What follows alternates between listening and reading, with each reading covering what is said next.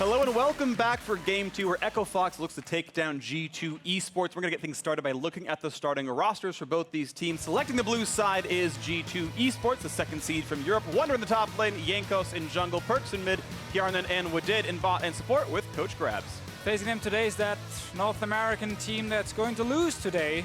Definitely not going to beat G2 Esports with Huni in the top lane, Dardoch in the jungle. Fenix is in the mid lane, Damonte is down the bottom lane. Adrian support, no Altec today. Yep, it's kind of the Fnatic strat almost, and you're using those double solo laners. It is obviously a double mid laner. We saw C9 try this. It didn't work out for them in the NALCS, but I think it makes a lot of sense, and it's not really that crazy of a swap up. Sure, absolutely. Let's talk about these teams a bit more, of course. Yesterday, we saw G2 move away from their funnel comps. They've run about 2/3 of the time over in Europe. They got some really good champions, and they got that win over 100 Thieves all the same. Yeah, I think they saw the draft and realized to get Nocturne, Aatrox, Zoe, like these kind of picks, which are super, super powerful in the current meta. So they grabbed them instead of going for the standard compositions.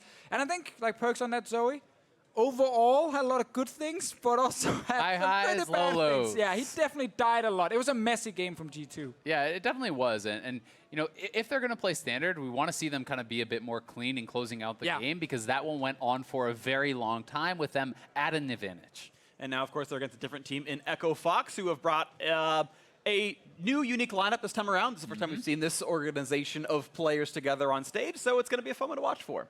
Yeah, and Huni yesterday was very aggressive and ended up getting punished for it pretty heavily. You know, the Renekton game to me was the more kind of offensive of the two, as he was playing funnel strategy, no jungle backup, and constantly going forward and kind of getting punished for it. And that's why we don't really need to see a funnel strat from these guys, because Dardoch, if he's actually on a real jungler and not a Alistar with Smite, he can do stuff like the Kindred game, where he actually carried his team to a victory against Splice. So I prefer the standard draft, where also a guy like Huni can actually get help in the top lane. And also, you know, we gotta say, Damonte being in the bottom lane seems a bit crazy, but yesterday on Syndra, he actually, I think, was the best performer in their first game. Did have the one kind of silly flash in and death for a trade kill, but was deathless on Zoe. I believe had only one death on the Syndra. Both games did perform very well, so an impressive start to the event for a guy who has not played on their LCS squad yet this split, and really making a case for himself to become one of their starting players. We'll see what happens here in this one. It's going to be an exciting game to watch for, what kind of comps they can play and what kind of champs are going to run through here. Of course, the Heimerdinger ban should be no surprise, nor is the Nocturne, but quick to the final bans on this side is Huni, Talia, and now Kindred also off. I mean, Dardoch had a very good Kindred game yesterday, one of the most dominant Kindreds I've seen in quite a long time, and trust me, I've fed some jungle Kindreds before. This is still better than that. I mean, when you get that many bounties, the game becomes just about the Kindred. It's so easy to get that damage out with all the extra range, so it makes sense to take it away there. And I'm going to be interested to see what the last ban is. So certainly, Aatrox is up, Kai'Sa is up. They could be running something like a funnel, but instant lock for that Aatrox. And we have to remember, this Aatrox can go to a lot of different lanes, like jungle Aatrox, especially something I've seen a lot of in solo queue. Mid lane Aatrox should be a thing you can go for as well. Yeah, I've actually even been hearing some talks about actually mid lane Aatrox with Smite, similar to how the Talon is working. You know, kind of trying to play this extra style where he has a lot of AoE. You can kind of farm both the Raptor camps and push out mid lane and try to look for that sort of play. Huni, though, locking in that Renekton early. And I kind of want Aatrox versus Renekton top lane, just like lane bullies versus each other. I mean, it's definitely happening. Yeah, and then these aren't flex. I mean, the Renekton is definitely not a flex. I mean, they could be, Aatrox, you can flex. You can just grab a tank top if you want to, and Huni can be aggressive, and you can gank him again like Fnatic did. But I want the two guys going against each other, Wunder versus Huni. Wunder already said in the opening feature he wants to face him, he wants to destroy him.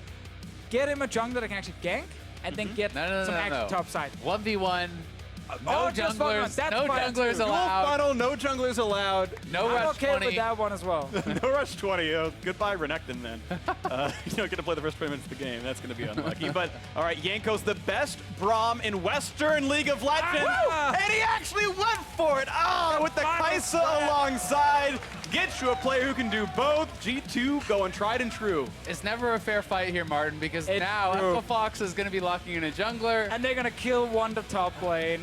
But at least Perkz going to get fed. Yeah, perhaps. We'll see. But they could go for a funnel themselves. It's still possible to put the Vladimir bot, look for that sort of funnel strategy.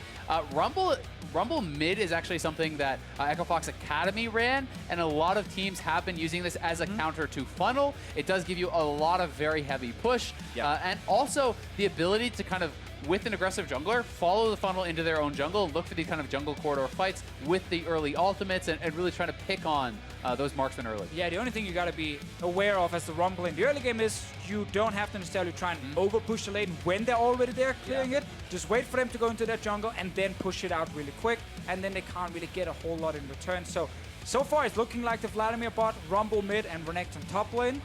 And I'm very excited to see how this actually works out because, you know, Echo Fox, having talked to some of their coaches and their players, they're pretty confident playing into funnel. Now this is, I think, the best Western funnel team going up against Echo Fox, who feels that they can dismantle the strategy. And it's going to be really exciting to see this clash of styles and find out, again, kind of which is the superior strategy or perhaps which is the superior team. Sure, and Echo Fox, I think, is definitely one of the most innovative drafters. I think every team has expressed how hard it has been to draft against Echo Fox because it feels like you have no grasp on what they're going to do. And whether they are being random or they are so ahead of the curve that they have a million strategies ready and a million pivots ready to go, I like to think it's the latter here.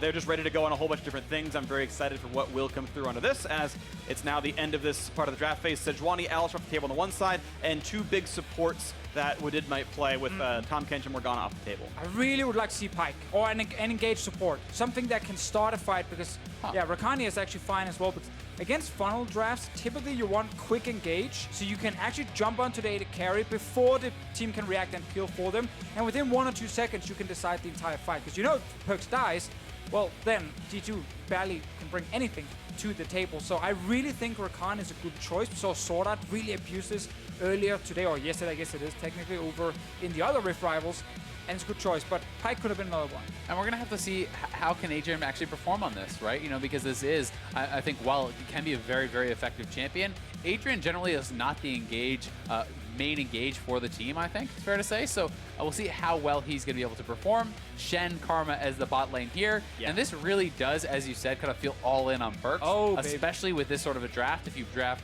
like a brand or whatever, it's more flexible, but this is all Perkz all the time, and it's going to be up to Echo Fox to dismantle the side lanes before they get there. Yeah, and that's kind of the thing about the side lanes. The AD yes! jungler. Oh, wow. That's so much early game damage. Your boy Wunder is probably not going to be having too much fun. Renekton he's laughing already. Renekton Pantheon, if you have not played against this is one of the most horrible lanes to ever have to lane against. And we'll see if they actually do swap this around. Right now they have Huni.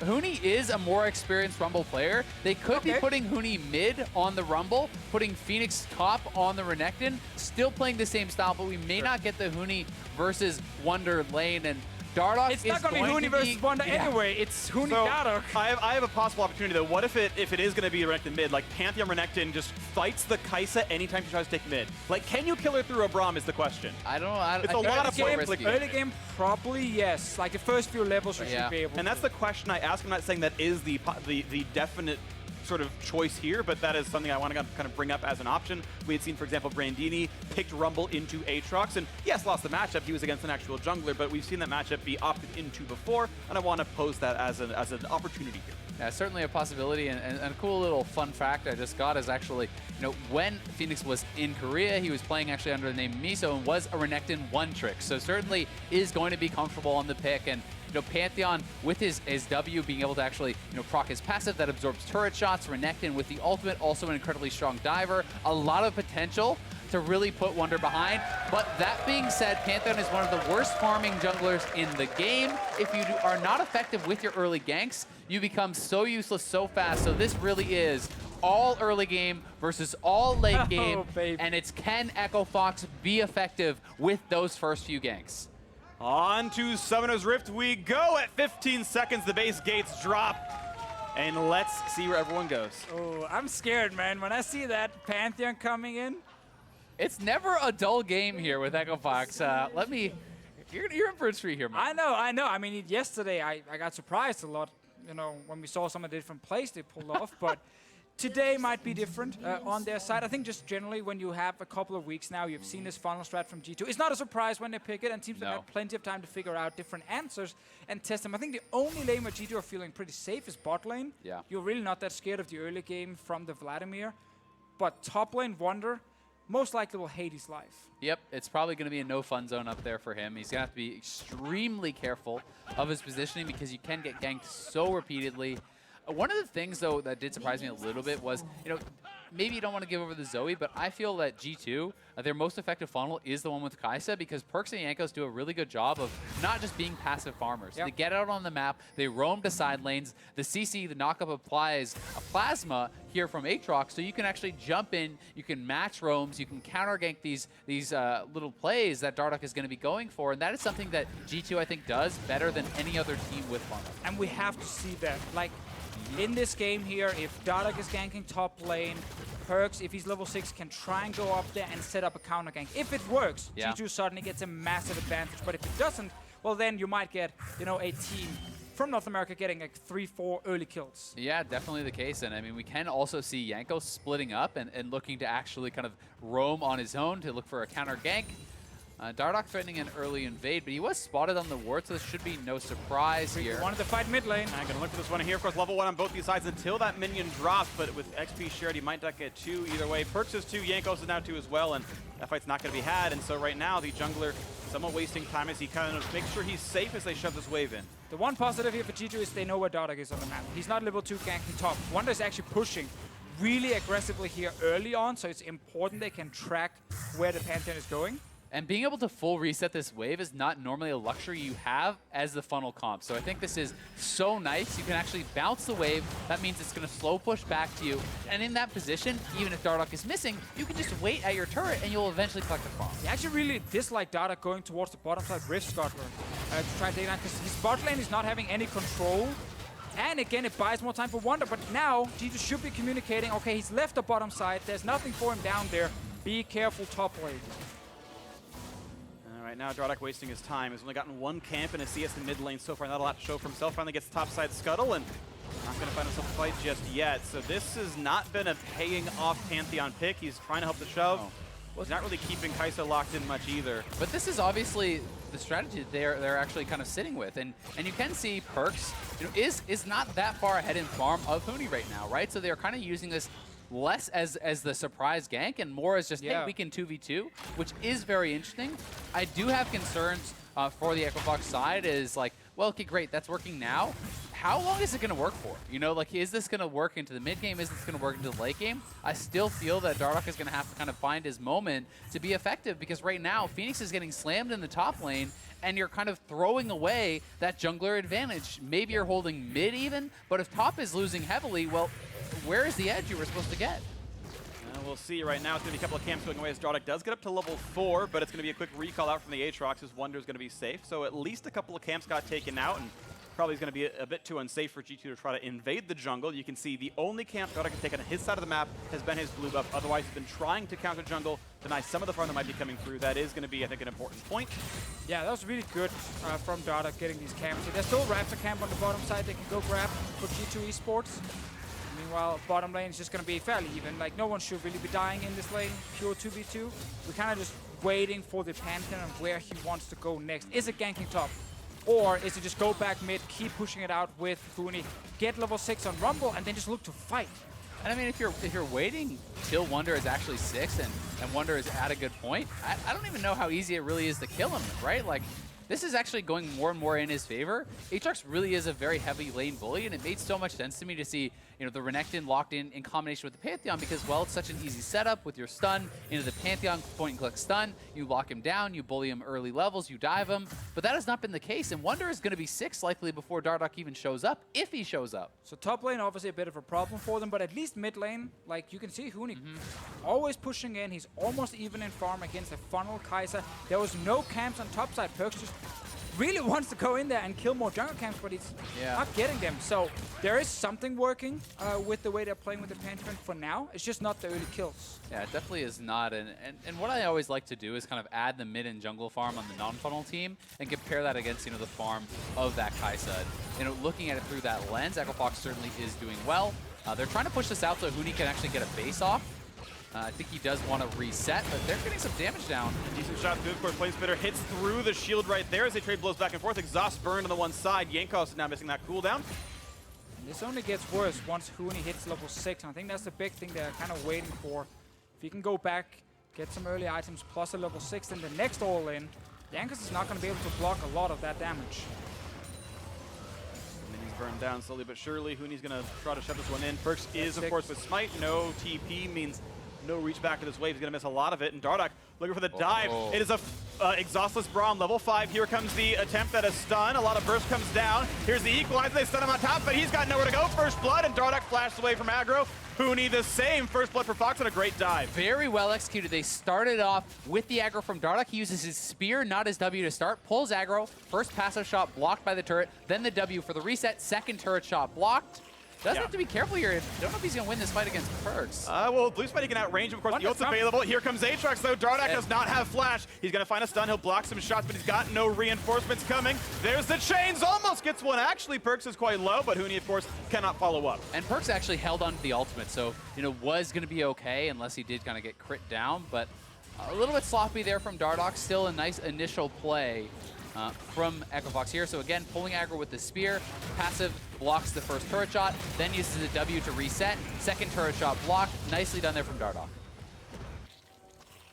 Of course, watch the re-engage here and just goes for Honeyproof, but Perkz finds him out. Perkz knows that he can take a bunch of damage because he's also just buying time for the Aatrox to move down. And right now, this Aatrox is very, very strong. He gets this kill here. He's 20 CS ahead in his lane. So while it's working in the mid lane, as we highlighted before, it's not really stopping Wunder from taking over the top lane. I mean, that's Fenix's ult forced defensively, just for health there. Scared to actually get burst down. And this is, I mean, Renekton was always known as the lane bully, and this is not to say Wunder is not playing this very well. He is, but Aatrox is like almost like a new level of lane bully. This champion really can absolutely destroy people in the straight up 1v1. And the big problem here for Fenix, whenever we look towards top lane, is just the range of Aatrox when he's landing these Q strikes. Like, the Renekton never gets to go all in because he's always lower on HP, so he's scared. And then he just keeps getting poked more and more, and he just can't match the range from Wunder. Exactly. I mean, you try to slice and dice forward, you can get knocked up out of that. You can be dashing forward into the third Q, which is a tremendous amount of damage. But Dardoch is 6,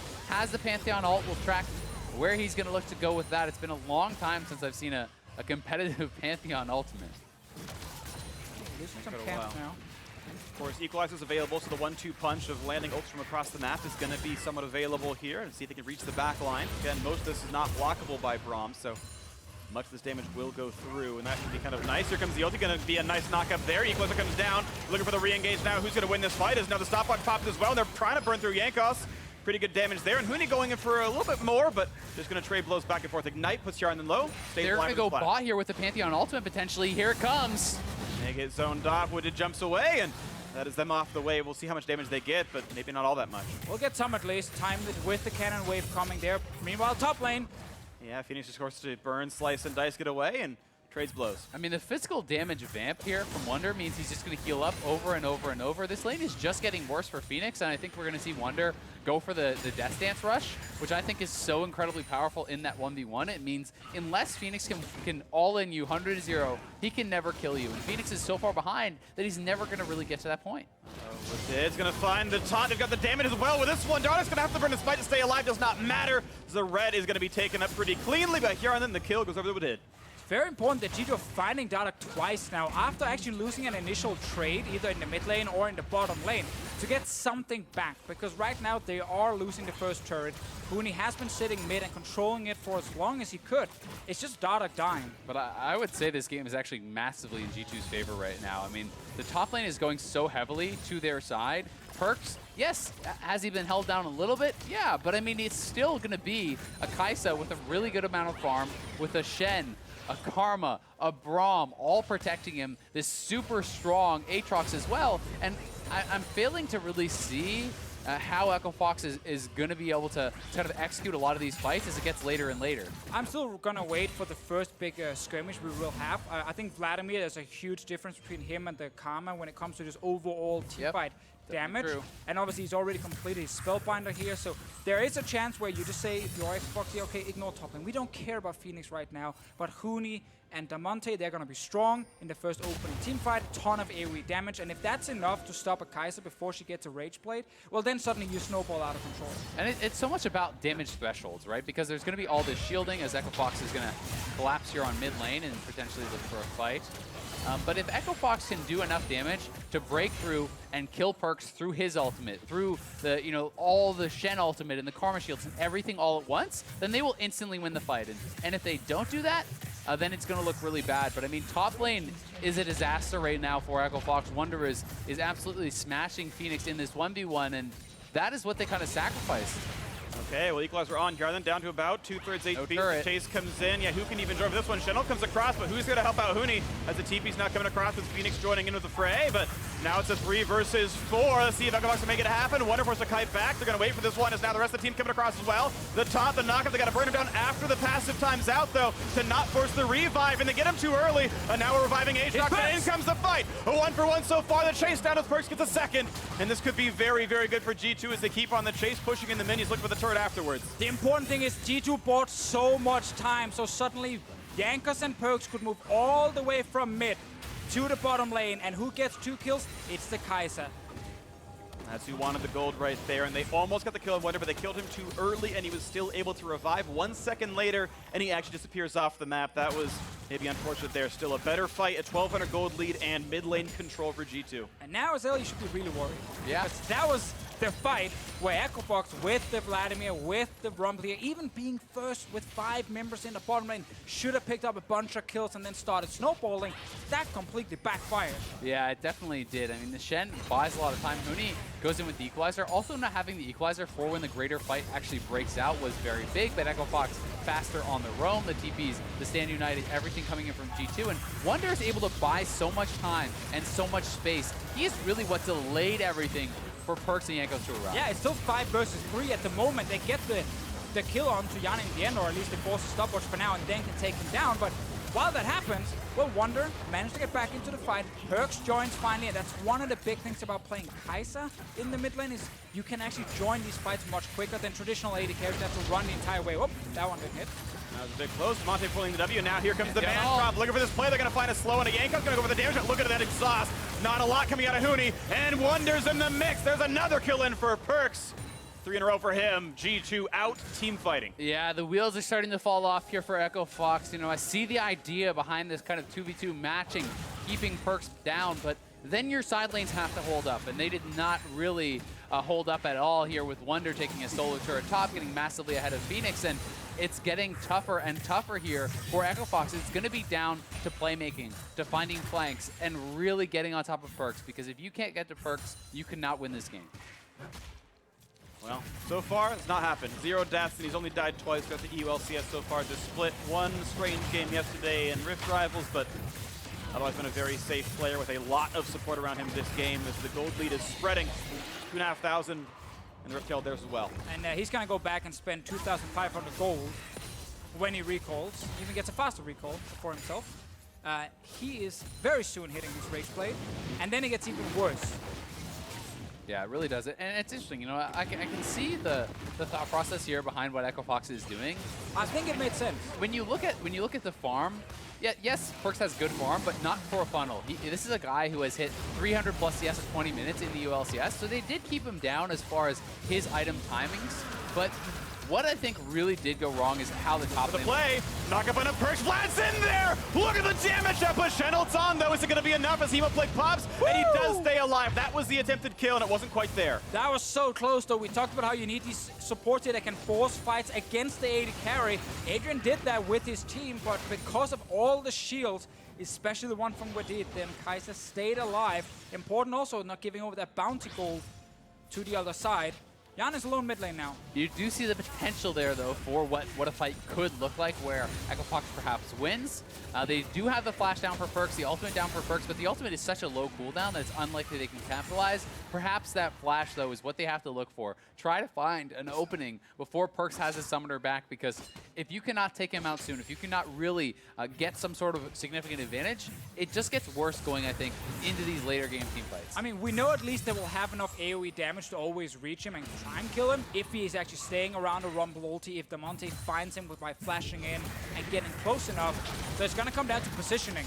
And that's luckily for G2, and one of the reasons they're 6-0 in the EOS has been a great strength of Perkz. He knows how to position in fights. Dardoch trying for round 2 in the bottom lane, but it's a 2 versus 3 as they drop in. Perkz has the defense, but here comes Adrian. The dodge zone is in. They can't get any damage across there. Perkz stays alive. Not looking at Fenix just yet. The turret might just stay up, but another fight won by G2, and they're going to walk in. I don't think they were expecting Wadid to be there, and they're going to look for Fenix here. Gets tagged. He's already got slice and dice down the top flash. They're going to get him, and another one. Perkz, unstoppable. They didn't expect Wadid, and they didn't know that Jankos is the greatest Braum in the world. Always peeling Those for mechanics. Perkz. Landing it every single time, and yeah, you think you're killing the AD carry? I thought for a moment he was going to die, but then bam, tons of CC lands, and he returns to fire. You also have to really take into consideration the double taunt from Wadid. The parry zone makes it very difficult as well, and you know there's so many things that they have to work through here. They did not see Wadid. They did not know he's there until just now. They've already committed, and then the Shen comes in. Nice ultimate there, disengaging from Jankos. The double taunt into parry zone. Not enough to finish off Perkz. Beautiful. In a lot of these cases, they need a third member right there, and they didn't have the Rumble or the Vladimir in range. If they have that one, maybe they get the damage output there, but it feels like they need 3 damage threats to punch through supports. And now the re-engage from Tony has to flash away from a taunt. And this could be rough as EchoFox are losing control of their jungle. Baron Nash responds in only 3 minutes. I mean, maybe you could say, well, there's a fight where EchoFox can deal with Perkz, but Wunder is the same level. Wunder is huge. They're going to get the knockup in a 1. A good equaler from the back line. They should pick up a single kill, but it's a lot of volt sprint, and not even that's going to happen. Jankos stays alive, and suddenly the team is here. The cavalry arrives as Wunder picks up Adrian. This turret now going to be falling pretty rapidly. Can the defense even happen? 4v5. G2 looking for the next play. Every single skirmish is just going in the favor of G2. The low members just never die. They always manage to get out just in time. And now mid lane turret will fall. There's another engage here. A lot of summoners being used to try and get in and kill them, and didn't work. And that's those damage thresholds that I was talking about. When you fall behind in gold to these sort of protection style compositions, you never have quite enough damage to get a kill. And if you cannot kill Perkz right off the bat, the second round of shielding comes in here from Hjarnan, and it starts to become a case where you're out of damage and Perkz is just ramping up. And he's going to be going for a more defensive build here. You know, he has the Ruby Crystal, he has the Null Magic Mantle, and he can easily 1v1 Fenix. Well, He's trying 2v1, yeah. Chances are really high G2 wins this fight. Thank Hex you. Flash in range. Oh, what a beast. Oh, Fenix is now running, and Perkz is just going to get the wave. So I take it back. It's a draw. Whew. Exciting battle. Let's see it again here. So they realized, okay, tired of trying to kill Perkz, let's try and kill his support instead. They go for the greatest Braum in the world, and they think they got him, but just in time he jumps out. I'm not sure if Dardoch actually didn't auto-attack him at the very end, but anyway, he did stay alive. That means now it's fight 1 for G2. Mid lane turret did fall. And EchoFox, man, they hate their lives. Yeah, I mean, EchoFox is running this essentially one-punch team, right? You have that first really powerful engage. Everything goes in, and it was a good engage from Adrian, but you need to immediately kill someone, if not 2 people, really, to realistically have a chance at winning the fight, because the rest of the fight is going to look so much worse from you as the sustained damage comes in from Wunder, sustained damage comes in from Perkz, the repeated shields come in from Hjarnan. If G2 can close out this game here and sit at 2-0, they're really setting up for a very, very fun game later against Team Liquid, the 2 undefeated teams then fighting each other. Yeah, undefeated with only 1 game left to play. Of course, it's going to be 3-0 between those if it goes this way, as Fenix forced to run it again, but knock-up into taunt into knock-up. He's trying to run away. A couple more shots would do him in. And Wunder is going to lose the revive right about now, as Fenix might go for the stun, tries to kite away from some of the shots, but still gets punched. And now comes Dardoch trying to make this one happen. Does have the stun available, though. With Equalizer on top, they will pick up this kill. This trade is incredibly important. It's a pretty big shutdown. 300 bonus gold given over, and now it's time for Braum. But this could be a lot as Perkz looks for the back line. Damonte kiting back and forth, trying to stay alive. A big heal does flash over, stays alive, and he's going to get out of range. It's a 1-for-1 with shutdown gold. It's actually positive for Echo Fox for the brief moment. They do get the kill, but I mean, Wunder 3 levels up on Fenix, making it look easy. Level 14, he is higher level than the funnel Kaisa. Wunder is just being so dominant in this game, and you can see G2 has full map control. They can be the ones to go back to the Baron and really set it up. And at this point, Death Dance plus Black Cleaver, I feel like this is the peak Aatrox really does hit. When you hit those 2 items early, you have enough CDR that it's just non-stop spam. It's so hard to escape this guy, and it's so hard to really train him down. Well, at least they got some of the gold from killing him there, but Perkz will grab the first trade. For G2 Esports, normally not a big focus for them in this kind of composition. It's all about the farm and not exactly getting a Drake that doesn't offer you extra gold. But for now, he's 5-0-2.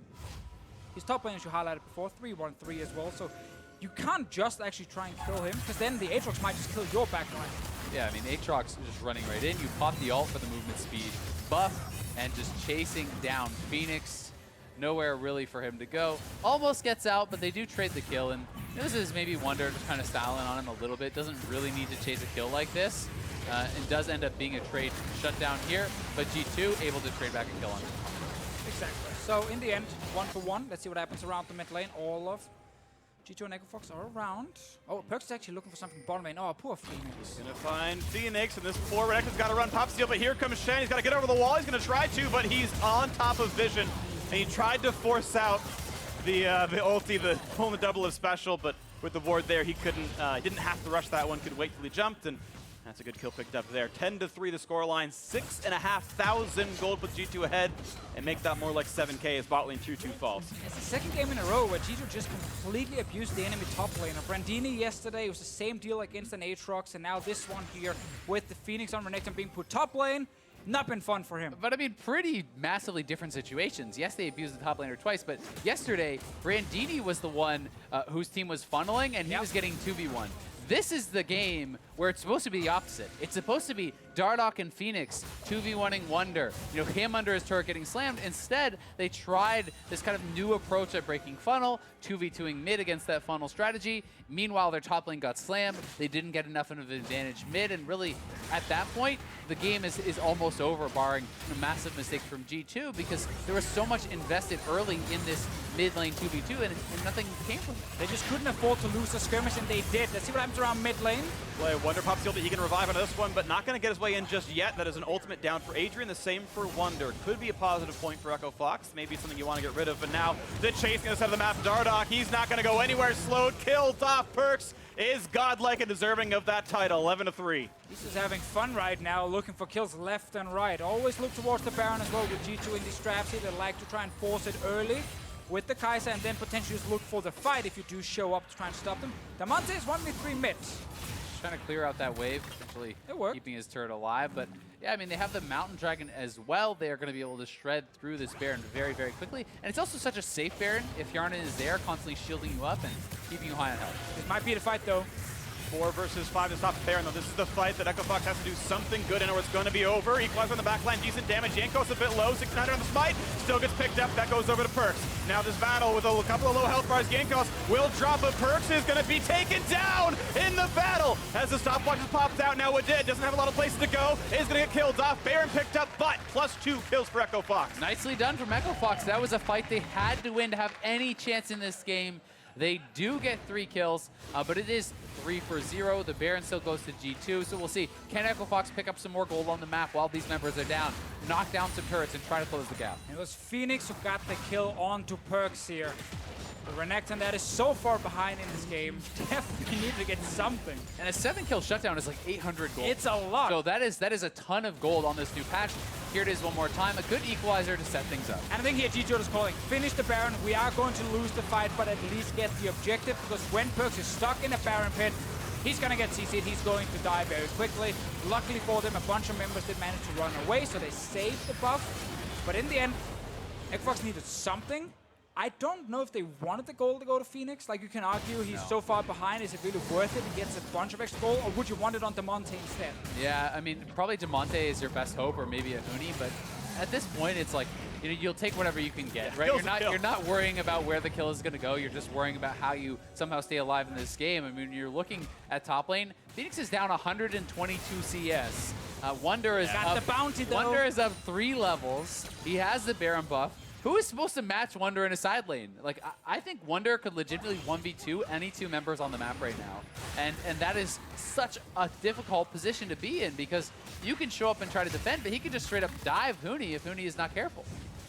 Oh, he's going to be sieging the bot lane, and Perkz, of course, not easily touched in this mid side as well, and with him pulling more resources, that burst damage isn't there. As you said, +3 kills for Echo Fox in the Baron scuffle meant the gold value of that fight went equal, but with Baron buff on, mid lane tier 2 is gone. The siege continuing, Echo Fox still on the back foot, playing on the, you know, inside their base here. Waiting for their opening to make that play happen again, as almost happens there. Hemoplague almost up in a second. That's their last remaining ultimate. That could be the ghost signal as Wunder goes in. Now you're pumping his ult. Now he does. He can revive, and there's the equalize from the back line. But what's this fight going to look like as Jankos stays alive? And they get a bunch of trade damage back and forth. Only the revive out, though. And that's still a decent fight as the turret falls onto the inhibitor. And Wunder just bought so much time. Yes, he trades out his ultimate, but he's still alive, and Perkz is full health. Ooh, Adrian forced away as well. Yeah, Perkz can easily jump on people, and there's no ultimates really. As 2 of them, 3 of them got burned for Echo Fox. They don't have the tools yet left to team fight. Well, I was looking for that last defense here to be good for them, because there was no flash on Perkz. There was flash on Adrian to start the fight, get onto him, and then try and kill him in time. But then all the time was spent on Wunder, and he, of course, just gets to walk away. And that's why I think Wunder being the one to engage there is so brilliant. Because if you sit back and you allow Echo Fox to kind of coordinate this engage, and you find that perfect engage on a Perkz, maybe you burst them down, but he preempts that. He just flies in with the ultimate. Everyone has to run from this massively fed Aatrox, and it just completely dismantled any chance Echo Fox had at getting to Perkz. Very good at the champion, and now the siege continues. 15 seconds left on Baron. This is their last wave to push with. If they can knock the turret down, that would be great for G2. They could take their gold and leave a 10,000 gold advantage right now. And looks like Echo Fox a bit low to fight this one. Nice block of some of that damage. The mini wave's going down soon. Fenix a bit low. Here comes a hard engage, but there is no equalizer. Do they have the damage? No. Perkz ults backwards, staying alive. Damonte wants in, can't do it. Block of popped as well, and Perkz stays alive. The disengage forced to keep that turret alive, but in the bottom lane, look at that. Wunder wasn't even part of that battle, and it was close. So now they're re-engaged. He is ultless for a little bit longer. Gets away from the man drop and almost has that ultimate. Now he does. Keep chasing. He can actually turn on this with his ultimate, and he could look to fight it out. Ult for ult. They're going to get the waves. Yeah, they're like, oh, never mind, just kidding. The wings come out, and Wunder is just fine. It'll time out, though, but there's no wave at the bottom lane anymore. Can still fight for that thing. Perkz, no ulti as well. Going to go in for more turret damage. This time, though, no Baron buff on, and a lot of golden pockets means items not spent right now. This time he got flash ready. It wasn't that last fight. They actually got onto him, but the QSS and all the shields from Lockett, from the Karma, and of course from a Shen managed to keep him alive, and it's so hard for them to burst him down with so many defensive tools, and they have to deal with this stupid Aatrox in the bottom lane. Yeah, no one is going to be able to deal with Wunder, really, unless this game is going another 40 minutes, but it's triple inhib down, and you're not getting to 40 minutes. You're not getting anywhere close to that unless G2 decides to let you. They reset. They're going to spend up all this gold, and they have such a tremendous amount of gold in their pockets. They are going to be massive. So very interesting Baron power play. Plus, not all that much gold because of the kill trades back and forth. But still. Triple inhib, right? Yeah, you know, what is the value of that? They get an Infernal Drake, worth it. That's true. Gonna fuck them stats. Double Infernal, it's... Oh, the man didn't even get it. Nah, there. Rumble's in base. I mean, if he can't fight this one, he's really necessary. But of course, Wunder out as well. But even still, I would take that 4-4 for G2. Yeah, and I mean, all G2 has to do is sit here. If Echo Fox is going to kind of do a standoff, you just delay them. There's 6 super minions spawning per wave that are going to be marching down the map. For Echo Fox, it's going to be the last defense here in the base, and their only chance in this situation is an instant engage, because otherwise you'll be run over by the minions. And these are some magic AoE to get rid of some of this stuff, but here comes a split push as the TP comes through. Wadid actually going to split push top side, has dropped portal and inventory, so doing what we saw a little bit ago in the previous game, wants some extra sieging power, and I like that actually as a way to try to end the games and make sure that can work. Sub 30 minutes, triple inhibitor down, Death Cap for Huni, not yet though for Damonte on this Vladimir, but we're gigantic. A 4-item Perkz there, has the MR, a death stance to make sure he can survive the burst as well, which I quite like. As the siege comes in now for these little bit nerfed Nexus turrets, waiting for when the fight comes through, poking from all sides. Adrian now at half HP though. still Wunder's just spam taunting. looking forward to Damonte. Not going to get that just yet. They're still waiting for the play, and G2 still to split out pretty well. Wednesday Gage coming through. Dardoch so incredibly low, he can't get himself into the fight. Wunder just knocking down minis. The turrets are still falling. On the front line they go. It's going to be the attempted ult in the back line, but it's not nearly enough damage. Trying to find the CC. They will not get these kills, though, as now it's Echo Fox starting to drop. 2 quick kills, 1 traded back, make it a 3rd now in, as G2 are wiping the floor with them. It's on to the Nexus now. Dardoch forced back to the fountain. GG! G2-0, representing Europe, making it a 3-3 scoreline. And we got to see the funnel comp from G2 Esports, the one they're finding so much success with in Europe, but it was a very different game from what we have seen back then, because it was the try and shut down mid lane strategy with the Pantheon, and not what we expected, a Renekton Pantheon combo trying to stop Wunder from being a massive carry on Aatrox. Definitely a different strategy, and because they then started losing a skirmish around mid and they lost a big one in bot lane, the whole strat just fell apart. Yeah, and I feel that this strategy can work, but only if your side lanes are winning or at least holding even, and then you can kind of go into mid-game team fights. The idea being, oh, you have this really strong Vladimir, the Kai'Sa isn't so far ahead, and you know, Renekton has held even or maybe winning against Aatrox. Then I really see how it all can start to come together. But as soon as Wunder is slamming top lane, the game is basically over.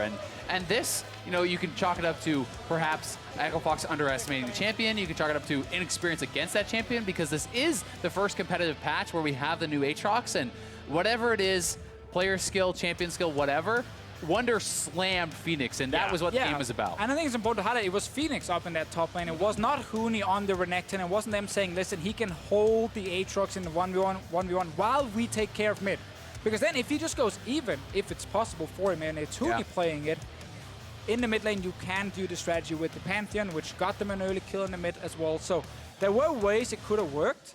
I just think the fact that Fenix ended up playing the Renekton was such a big issue for him and the team. Well, either way, G2 with a great performance and taking the win there. So for more on that EU win, let's send it down to Avli and the greatest Braum player in the Western world. Hey guys, Jankos, congratulations on that victory. Now, you are the most expressive player that I have ever seen during picks and bans. So what is going on through draft phase that makes you so excited? I mean, first of all, we picked Braum, and the pick is just so fun to play, so I love to play it.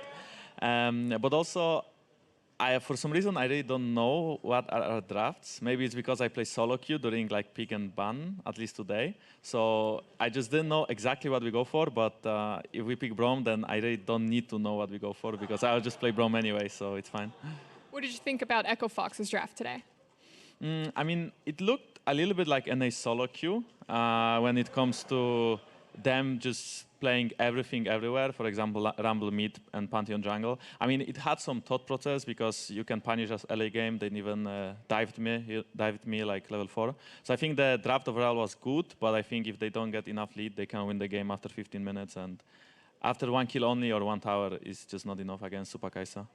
Now, right before your game, we saw Team Liquid take down Fnatic, and you guys are going to take Team Liquid on later on in the day. How do you think that game's going to go down? Yeah, I mean, I think Team Liquid is for sure the best team out of the all NA teams. I also think Fnatic trolled a little bit in the draft, and that's why they got, you know, they lost. I think we can play better for sure. I'm not sure if we are actually better than Team Liquid. I think we'll try our best for Europe, and I think we'll take the win for sure. Well, wishing you luck in that. Thank you again. And for more on the game, let's hear from the analyst desk. Thank you very much, Avli. G2 Esports striking back for EU to keep things evened up and taking down Echo Fox. I want to dive straight into the draft, because we've been hearing a lot from pro players and whatnot, and Jankos there even himself saying that to him felt very much like an NA solo queue draft, what Echo Fox pulled out here this time around. And I kind of like the idea of it, because you're going up against this funnel comp, and they have some strong pushing lanes with the Aatrox and the Karma, and you take this Pantheon, I'm like, oh, here comes the level 2 cheese ganks top. You're going to try and shut this Aatrox down, because it looks like it beats every melee champion. And then he just went mid all early game and completely couldn't abuse some of Pantheon's really aggressive pathing. Yeah, and I do think that the Aatrox is something you want to keep banned. The struggle, though, for North America is, look at what they did ban. The Nocturne, the Zoe, and the Heimerdinger are all super high-tier picks, and G2 played a couple of those picks yesterday to a lot of success, so Echo Fox was in a bit of a difficult situation with G2 being on blue side, but I think after Wunder's second powerful performance on that pick, you got to switch it up somehow. I also just want to illustrate that this is G2's ideal style of the funnel comp. The fact that they have a winning top lane matchup. This guy usually he played old Aatrox before, now he's doing it on the new Aatrox as well, but the bottom lane became extremely difficult to kill. And I think that's one of the key factors that maybe some of the NA teams aren't as familiar with that have tried to run funnel, and that we saw multiple times. Dives, we saw Pantheon ultis, we saw a lot of pressure being put onto those 2v2s, but they could not kill them. And this allowed G2 to not give away that early lead that Echo Fox were so desperately looking for. G2 kind of put Echo Fox in a tough spot, given that they didn't play the funnel composition yesterday and came away with the victories, and that's partly why we see that Nocturne, Zoe, Heimerdinger bans, but leaves it entirely open now for the Kai'Sa and the Braum to come through. Jankos saying he's going to be happy to play that Braum anytime it's left up in this current meta. Feels like a free win. Yeah, absolutely. And the Echo Fox kind of doing their first iteration of the Damonte plus Fenix. Did not look very good despite Fenix being comfortable on Renekton. Really got abused by that Aatrox pick, who then became a monster later on in team fights. Right, and because we didn't see those early kills come through for Echo Fox, that kind of, hey, let's gank and snowball method didn't come to fruition. We get to those team fight skirmish phases, and then they were plagued with some errors in decision making. Yeah, so I think this is a situation where they see Hjarnan alone. They think they want to find this 1-3 pickoff. Huni starts it off, and you hear the caster saying that's a pretty big cooldown to commit to this 1v1 that quickly becomes much bigger as everyone starts TPing in. And Echo Fox is ahead of the play. You see the Braum and the Kai'Sa just leaving the mid lane now, and they have the opportunity to potentially find a pickoff with how much burst they have available, but they split their targets. They don't want to completely blow everything on the Aatrox who's going to revive, so they split up to the top side, and then that stopwatch comes in, which buys enough time for Perkz to find a kill. They're not strong enough to win a 5v5, so they needed to commit to one of the two. Yeah, and I think that's the big thing, Mark, in that if Fox had just decided on a single target to kill, then they could have walked out and they should have been safe. But instead, they didn't kill the Aatrox immediately. They didn't wait for the Zhonya's to end. They ended up splitting apart, and they didn't respect the fact that you've got a Perkz and a Jankos running down the river looking to turn this fight in their favor. And with all the ultimates blown already in the fight, with no more damage left on the side of Fox, there's no way they're going to win that. So they just tried to get everything, and they end up giving Perkz 2 kills, which starts to start the snowball. Right, the real power from the team of G2 hasn't even arrived at the fight, and yet you still haven't even zeroed out a single member. Puts you in a bad spot when that Kai'Sa finally does arrive. Yeah, and I want to say that aside from G2 picking the defensive hard-to-kill bottom lane and picking strong top laners, the other thing they do better than other teams who run funnel is actually get kills onto your super. Yeah. And so many teams just farm in the mid lane and get into a farming pattern, but Perkz and G2 in particular get a lot of kills on Kai'Sa, and you can see it here with their skill in skirmishes. And it's really a lot of credit to this Braum. You know, you heard the casters memeing about the fact that he is the world's best Braum player, but not only is Jankos a talented Braum, but Braum just offers you so much in these skirmishes. You pair him up with the Kai'Sa, who can very quickly proc the passive, and he provides so much peel that it becomes so difficult for the enemy team to really turn things around and kind of shut Perkz down. And at this point, he's on the full I'm going to kill you mode, level 14 to level 11 of the enemy solo laner, and he just keeps running wild after that. And like you said, so much of that was Jankos. Yeah, and at a certain point, you're making the transition into a killer from a farmer, because at the end of the game, he actually had the same amount of CS as Wunder's Aatrox. So it was very low CS at the end of the game by super standards, but his gold was still very high. Part of that is because of the Rumble and the Pantheon and what Echo Fox was doing to limit it, but you can see at the end of it, still the most damage, still the most gold, and still the victory. Yeah, I think there will also be some questions around, again, back to the Echo Fox draft, the idea that, okay, fine, if you're not going to play funnel against the funnel, well, why are we still role swapping 47 different people? Why is Fenix playing the top lane as opposed to your top laner just playing the top lane? I think that's a fair question, but I think they're going for that Fnatic approach to how they build their team, where it's more about, like, you know, if Whippo is in the top lane or so is in the top lane, well, what did you draft? And Fenix plays a great Renekton, so I think I understand that. But, like, I think the bigger problem is if you're not going funnel, why are you 2v2ing mid nonstop? They did find 1 kill against Jankos, but that was it. In the meantime, you're just completely leaving your Renekton out to dry in the top lane. So I think that was a bigger problem for me. Player on champion, but jungler positioning. Most of the time when we see the funnel get defeated, it's because the top laner gets camped. Right. That didn't happen at Never all up here. there. You just let Aatrox have the 1v1. And to credit or to be fair to Echo Fox, right now G2 is 6-0 in Europe. No team in Europe has been able to find a way to shut this strategy down, even though they've come close. Everyone is excited to see Misfits, how they handle it, but I'm looking forward to Liquid later on in the day, because if anyone is going to rival, Liquid and Misfits have very similar styles and play patterns. So if anyone's going to come up with a strategy, I'm hoping that it's Liquid. Small consolation, but I'll take it, Vedius. Thank you very much. All right, with the regions tied once again, pressure's on for the teams in Game 3. Fnatic goes against 100 Thieves when we return. Don't go anywhere.